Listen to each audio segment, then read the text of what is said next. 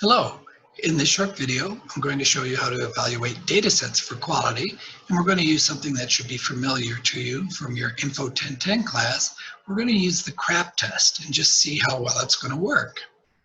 So just to review, when we use the CRAAP test to evaluate books and articles and websites, we're looking for currency, relevance, authority, accuracy, and purpose.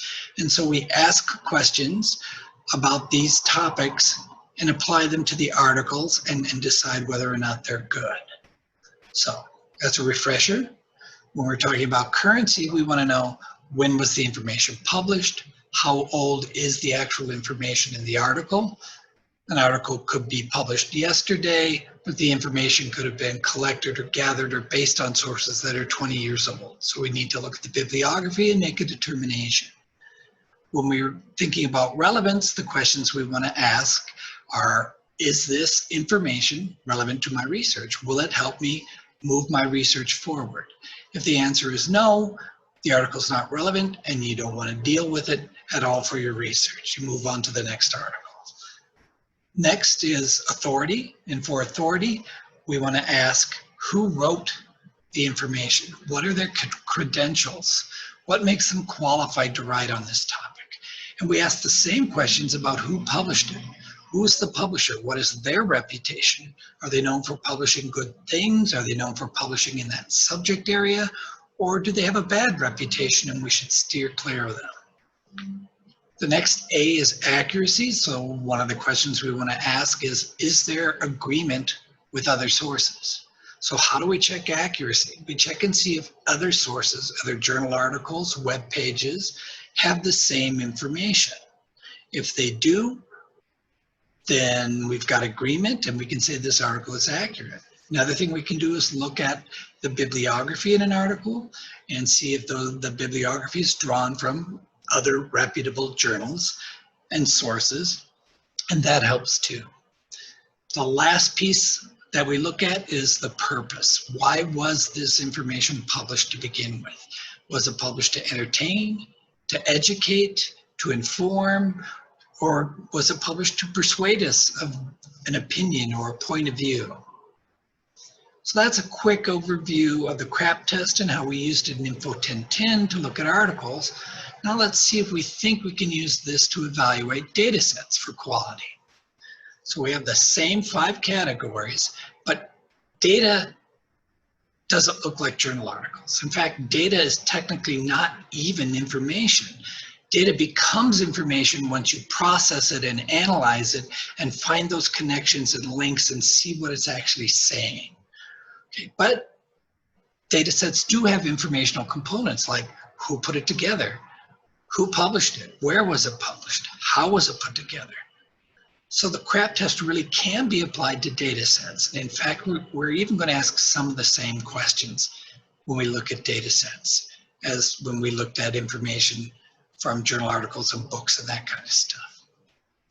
So currency as it applies to a data set. Here are some of the possible questions you can ask. When was the data published or posted? And what does that mean? If it was published 10 years ago, is that too old for the study that you're doing?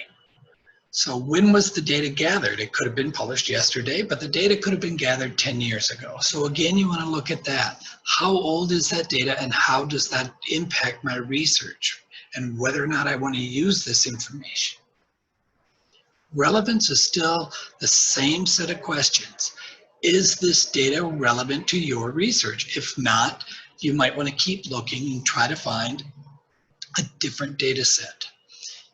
Is the data broader or narrower than your research?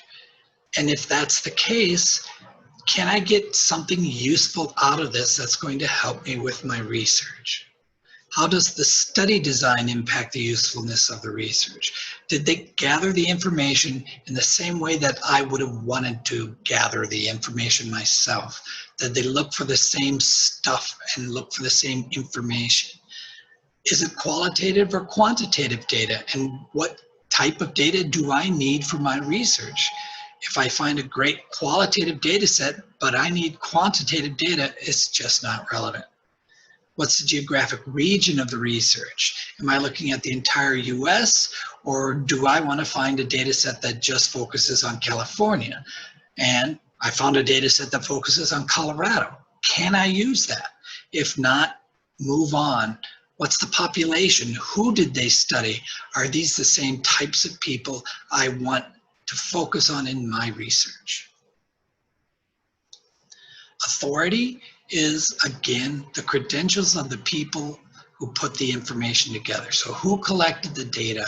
What are their credentials and what are their affiliations? Okay, so for example, if I put together a data set on business analytics versus if Professor Paulson put together a data set on business analytics, who has the better credentials?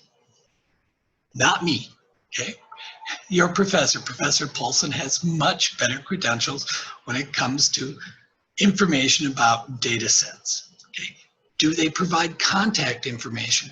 This is a nicety and it's a nice feature, but if they don't, sometimes we think maybe they don't want to talk about what they did. Maybe they're trying to hide some stuff.